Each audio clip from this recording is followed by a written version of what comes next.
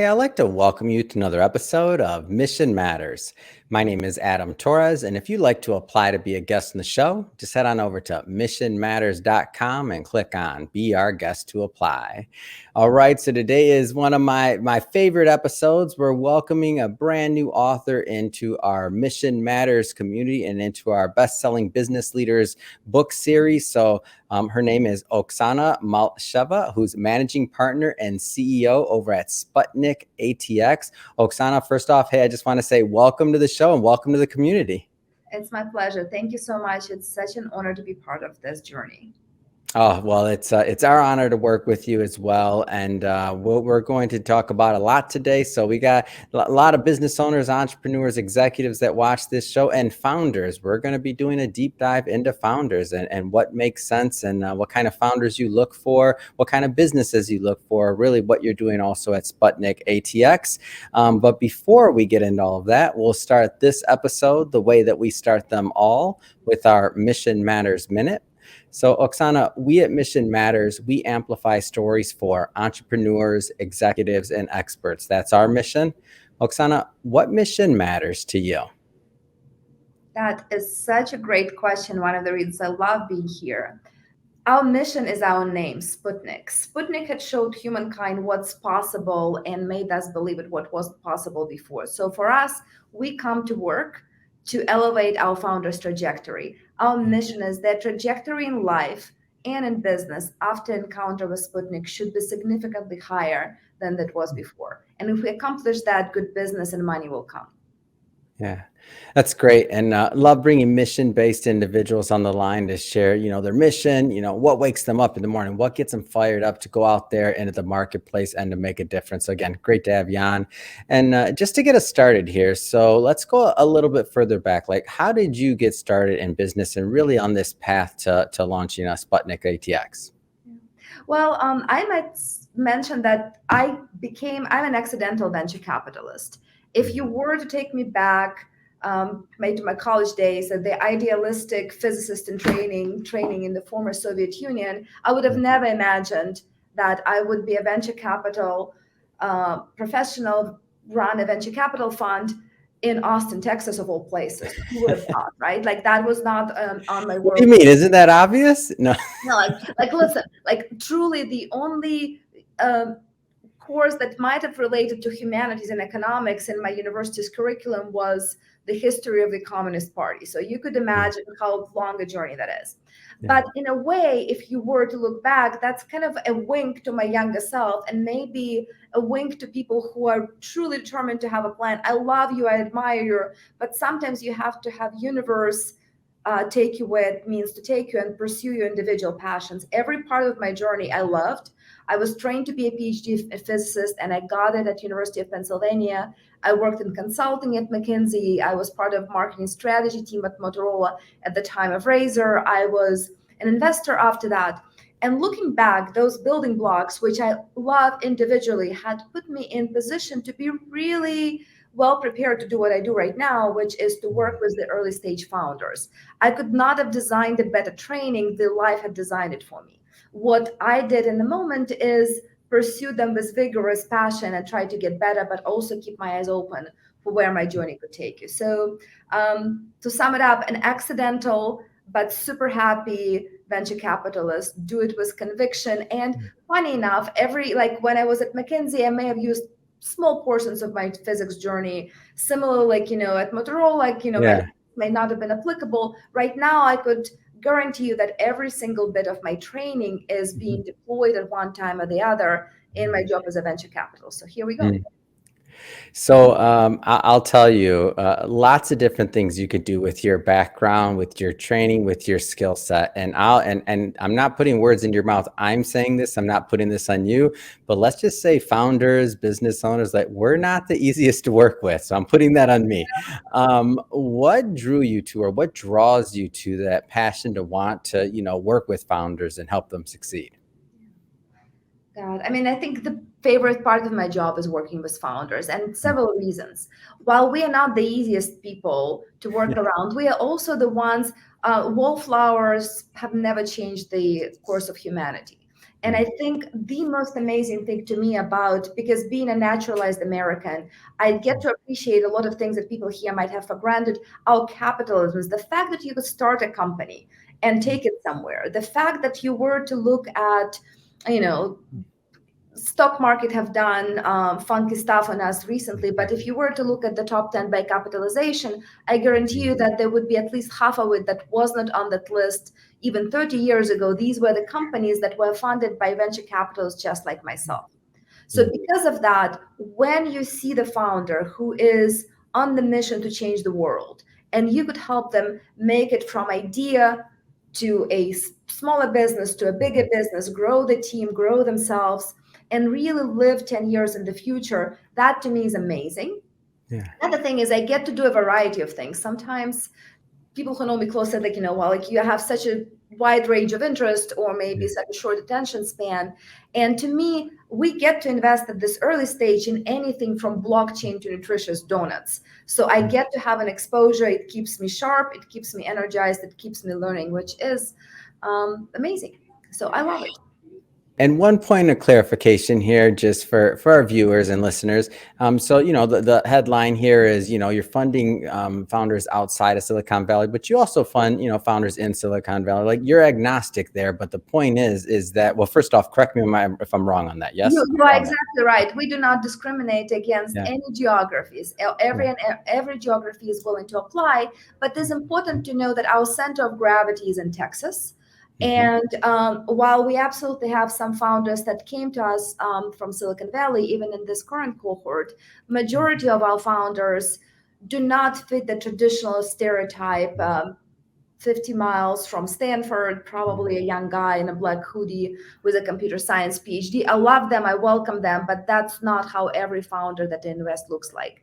And the point, I love that you highlighted outside of the Silicon Valley, because that proves to people that new centers of gravity for startups, for venture capital emerging, and Austin is without a doubt one of them. So yeah. So talk to me a little bit about Austin, because I feel like a lot of people, I'm in LA and a lot of people are moving there, moving to Texas. Like, why choose Austin? What's important about that hub to you? I am a naturalized Texan, super proud. And in a way, Austin has several things going for it. Really strong technology talent. Because we have the outposts of Google and Apple and Oracle. So you could have this great engineering and fantastic university, very business-friendly laws. It's big enough where you could have a lot of various professions coalesce and kind of like just like big enough in terms of the actual space to take it, but small enough where people are still very friendly and you could, with one or two connections, discover someone. And my business partner, Joe Merrill, he is originally from Silicon Valley. So he grew up there, literally in the wine country, and kind of then spent his youth there. He saw a lot of, Silicon Valley was always prominent, but it was more dormant, I would say, in the late 90s until it really exploded and took off in the early 2000s. He saw a lot of leading indicators that led him to believe that investing in startups in Austin right now would be a fantastic thing. And we called it 6 years ago. And then, of course, right around COVID, the whole universe had moved here. So right now it feels like I don't even need to prove that Austin is a great place to start up. But here we are. I think the thesis was that new centers where the money will come, the talent is already there, and the companies will emerge and the business communities will support them, should emerge, will emerge, and Austin will be one of those that already showed up on the map. We're here. So I want to speak on behalf of maybe other founders and just founders in general out there for a moment. And I think one of the questions that, kind of is pretty assumptive is that maybe like most founders should be seeking venture capital, or that's a thing they need to get to that next level. So I guess, kind of point blank, like, when does a company know, in your opinion, when maybe they should be going the VC route, when they should be considering it? And I know that's a broad question. So, and it's going to be different in every situation, but high level, like, when should a company be seriously considering that? Adam, this is a great question, and let me even build on that. Let's also add if the founder should be seeking. Oh, if even better. Right, because I think you have to figure out, it all starts with your goals. First of all, if you look at how venture capitalists like myself make money, we are looking for companies that have potential to become unicorns. So when I am looking at the company super early in its development, I have to see that magic wand and everything else goes right. This could be a unicorn, this could be an industry changing idea, and this could be the founder that will have the chops to take it there. That actually does not apply to every business. And you might have, like, listen, if any one of the listeners will build a business that puts $50 million in revenue, takes half of it to the bottom line, employs people, has great culture, you have accomplished way more than most small businesses out there. And you will not be the right one. If your ceiling is 50 million, you probably will not be a good venture business, because my model breaks down. So if you are starting a business, that could be a consulting shop, that could be a bakery, that could be a hair salon, that could be an AI human facilitator, whatever it is your chops, but you don't have to aspire to be a unicorn for you to run a good business and add a lot of value. But if your ceiling is not a unicorn, you may not have a lot of good luck with venture capitals. And I think that's kind of to consider this, what you're trying to do. The second thing is, your best money and your best first money are always from your customers. That is not the universal axiom, but most of the time. The reason is you're going to discover whether whatever your great idea is, whether someone is willing to pay for that, right?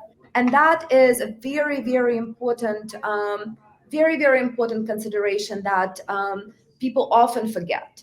And so when you get your first revenue from the customer, not only you discover, well, I actually like it, my business is self-sustainable, I could grow at the pace I like, and you own most of your company, all of your company, you also are more attractive to venture capitalists, because you've shown that there is a sliver of the market that absolutely needs you, desperately needs you. Now, there are many ways to get it. You could go to Kickstarter, you could basically old-fashioned way, you could sell, you could market, you could go to the business partners. So I think this is another consideration. Now, if you are wanting to grow really quickly, and when I say really quickly, in the venture capital terms, quickly means 10% week over week, and you want to take over the world, if what you're building is truly the new Google, is truly the next Stripe, then I really encourage you to talk to the VCs and try to pick a good one. I mean, we could go and tackle on what does a good investor look like, how do you pick it, him or her. But I think the point is, if VCs are not for everyone, and VCs, it's not always a good place to start just with VC. Go sell some product, go discover what your customer needs, and you're going to be bigger company at a more attractive valuation that will be more attractive to VCs. I actually think that's a very relevant question, and I want to get to that one. So what should a founder be looking at in a good VC? So give me a second on that one, though, because before that, I do want to and that could be next, but I do want to kind of say, like, so from the founder's standpoint, I stick with that a little bit longer. So Oksana, what are some of the things that you look for in, like, or that you think are a good business to invest in the terms of you searching for these unicorns? Like, what makes a unicorn in your eye? So let me uncouple that, because I think many people will look at the different parameters. So what we usually we invest really early on. So at Sputnik, we typically are the first investor. I sometimes joke, after friends, family, and fools. Often we're the first professional investor. And so we're usually looking big idea. Remember, I mentioned my magic wand early on. Everything else goes right. You have no constraints of any kind. I could see that this is $1 billion business in valuation, that I should see that you're making at least $100 million in revenue. So your market should be big enough. Your idea should be big enough. You should be the founder that I could see could grow with this, because it's a very different story. You're tinkering your garage with the idea that could take over the world, because you actually leading a big organization that is taking over the world and adding a lot of value. So from that perspective, we are certainly looking for that. We are looking for idea that is meaningful and produces a lot of value, and a lot of my business partner, who's an economist, he likes to bring people back to economic concept of the consumer surplus. What are consumers willing to pay for the product versus what are you actually charging for the product? So for instance, all of us familiar with Facebook, which is free to most people, but most of us probably would pay, knowing how it presents, probably will pay some dollars a month, maybe 10, like the price of 3 coffees, to stay in touch with all of our friends all over the world and be able to exchange the photos and do all that jazz. So you look at any of the social media that we are so active on, we would have paid some money to actually be present in it, but we don't have to. So that's our consumer surplus. So we're looking at that. We're looking for a founding team that we think could grow and could grow together. Usually a hustler and a hacker is my favorite combination, but we love to teach nerds how to hustle, how to sell and scale. Yeah. Big idea, strong consumer surplus, big market, and the founding team that could grow was the idea. Those are the 4 things that we always are looking for. Oh, and I got a new term today, Oksana. I'm taking that with me. We look for a hustler and a hacker. That's awesome. I love it. So now circling back to the question that you posed, which I think is now very relevant, which is, okay, so that's one end of the thing. The other end of the equation, let's say, is, you're a founder out there, you meet that criteria you're talking about, you're thinking about, okay, you're watching this interview and you're thinking about, okay, maybe we should really start seriously considering the VC route. What should these founders be looking for in an early stage investor? Yeah. I mean, this is a great question. And I think not enough founders are asking that question. While raising money is daunting, and to be frank, it has to be, because I'm investing on behalf of the people who have entrusted me with their pensions. So my fiduciary duty is to be a good steward of that money. Venture capitalists and any investors need the founders just as much as the founder needs venture capitalists. So I think that's really, it's a business relationship. It's a relationship, and no relationship is ever just give. Good relationship, in life and in business, a give and take, and where you could grow together. Because of that, I always encourage founders to interview your investor just as much as the investor will be interviewing you, because we are discovering fit. And investor obviously has to bring money, but also, do they have experience in this field? Do they have the connections that would help me open doors? Will they teach me something that I don't know? Will they introduce me to people that will elevate my perspective? Will they be good, fair business partner? Because let's face it, when you take on an investor, it's easier to divorce your spouse than divorce the investor. This is a long-term relationship. All of those things matter. And so because of that, you have to make sure that you are getting with people with the right expertise. They've played in this industry before. In other words, test them for competencies, if you will, but also test them for chemistry. Because with the right investor, we are going with our founders through thick and thin. Like, look, it just, even recently, the Silicon Valley Bank collapse, where we have been tackling everything from 7 a.m. on the phone with the founders, trying to figure out solution, trying to look up the laws. One of the founders was actually in Europe, where he's a US citizen, was a US company, but the business is domiciled in Europe, a different time zone, waking up and like living through the day when everything is closed in his time zone, and like, oops, like you no longer have access to your money. So this is just a day in a life of founder with investor, and good investment partner will be right there with you. And so you want to be testing for that. You want to be looking for the stories. I always encourage the founders that we invest in to go and speak to our alumni, because I'm not for everyone, and I shouldn't be for everyone. So you have to discover, like, how is she in the meeting? What is she like? Was she helpful? And based on that, what's the team like? What's the environment? Do you like other founders that alumni? There are a lot of questions, because you are in many ways buying into an ecosystem, even though I'm the one that is paying you money. And I want to switch here just a bit, and jump around just a bit. So I know you mentioned a couple things about SputnikATX, but I do want to go a little bit further. So you're investing in, you're looking for the next unicorns, you're looking for big businesses, and businesses that have the potential to get really big, I should say, and become the next unicorns. You're also definitely an early stage founder, early stage investor, getting in there, investing pretty early on. Take it further. Like, tell us a little bit more about maybe whether it's industries, or just tell us a little bit more about the firm overall and the firm's vision. It was a pleasure. So our vision, we are generalists, first of all. We've started with the insight that we love nerds. Being a physicist by training, my business partner, Joe Merrill, he is even a bigger nerd. And we love life-changing nerds, and we wanted to support them in business.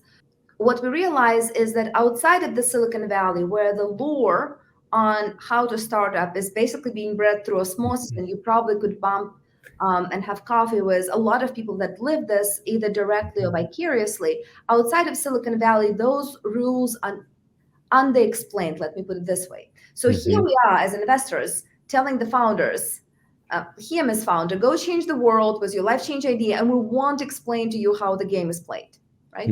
And that, I think, is not fair. So we've studied a lot what had worked in the Silicon Valley. We've took a lot of inspiration from the really venerable shops like Y Combinator, like Benchmark, and Andreessen Horowitz, and what they've done well. And we've internalized a lot of that for our system that identifies really breakthrough companies early, selects them, and teaches them how to sell and scale, and then gets them started in the startup game. Jokingly, at some point, I've explained, okay, we run kindergarten for gifted and talented startups. That's what we're in the business of. And that is not incorrect. So because of that, not many people specialize in kindergarten. As I've mentioned, as long as we see your ideas powerful and we like you as a founder and we see a strong consumer surplus, and you have a product and a customer, we don't take anyone earlier than that. If you don't have a product and a customer, you're too early for us. Yeah. Then we could consider you for our investment, and then we will teach you how to sell and scale. Okay. That's great. It's a great story. And one thing I want to also just have you maybe elaborate a little bit as you kind of go through, the vision is the idea of non-traditional founders. So I don't want to assume that everybody knows what that means. Now you did give an explanation, the typical, let's just say, type of founder that may go to Silicon Valley maybe already knows the rules, right? Maybe he went to school in the Ivy League, or he or she, and maybe that was their route, and they they're already on that path, so they know. But for those that don't know the rules of the game, tell me a little bit more about what you consider like a non-traditional founder. Yeah. If I could pause that question and mention to you, because I don't like to lead with that, I want to finish with this.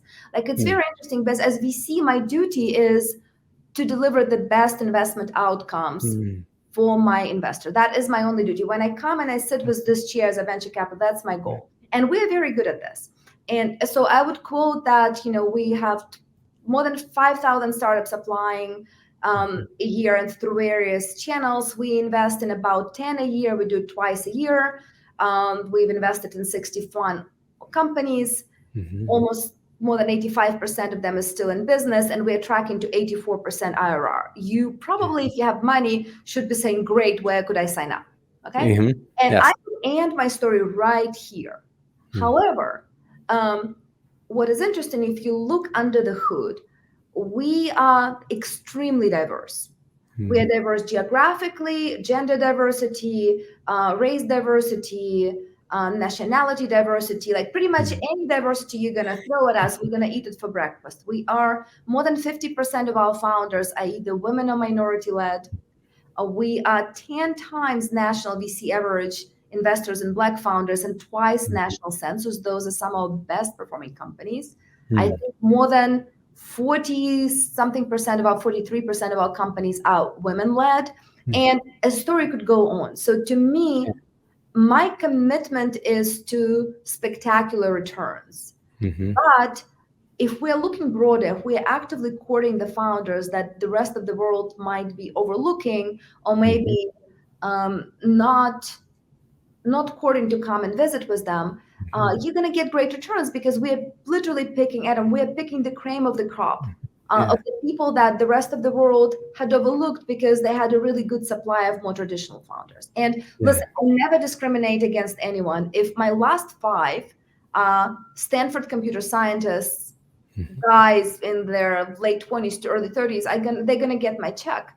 But interestingly, if you look at the world broader, you discover that spectacular founders could come from anywhere in the world. Wow. And that's so interesting to me, because it's kind of counterintuitive to maybe the way some people think about it, but you're proving it, and you're proving it with your returns too, and you're proving it with everything else. And the way I see it is that the diversity of ideas, so obviously the people are diverse and everything that you said, kind of in your rundown of stats, but the diversity of ideas that come out of different communities, different geographies, to me, like everything that you've been talking about today in terms of your mission and really making improvements in the world and moving the needle and improving the quality of people's life, and the marketplace, of course, like that's exciting. That's inspiring. I absolutely agree. And I think it's important. Again, that's why I stepped away from, I always like to talk about performance before I talk about diversity, because if you look at pure diversity, you say, oh, like she has a diversity mandate.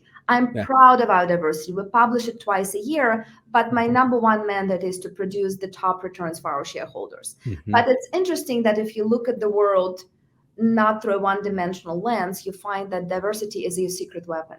I want to jump around again and shift topics here too. We're not going to, and just for everybody watching this, just so you know, or listening to this, we're not going to do a deep dive on this. But part of this interview is bringing Oksana on to our show to introduce her to our community and also to announce the upcoming book. So Oksana, we're going to bring you back on the show, of course, for a second interview where we will actually do a deep dive into our upcoming book that we're co-authoring together. But just keeping it high level. What are some of the things that you hope to present in the upcoming book? That's a great question. And having just finished that chapter, I'm excited to talk about this. I think my industry is really unique in how we think.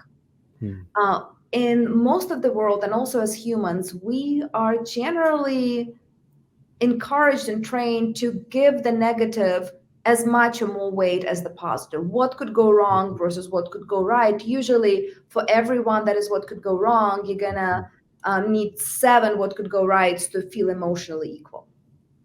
And that's how, if you are, in your relationship, in your career choices, in your education choices, in your pretty much anywhere, most of the world has those things balanced. As a venture capitalist, if I apply that thinking, I lose.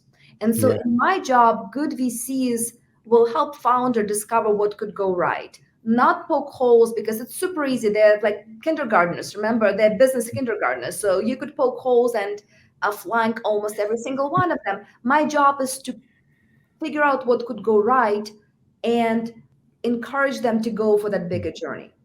And I think that is a really fantastic way of thinking, that in the book, I gonna invite people on a journey to have some time in their life and their calendar that they're committed to, where they could only think about what could go right. They could fly, they let themselves fly.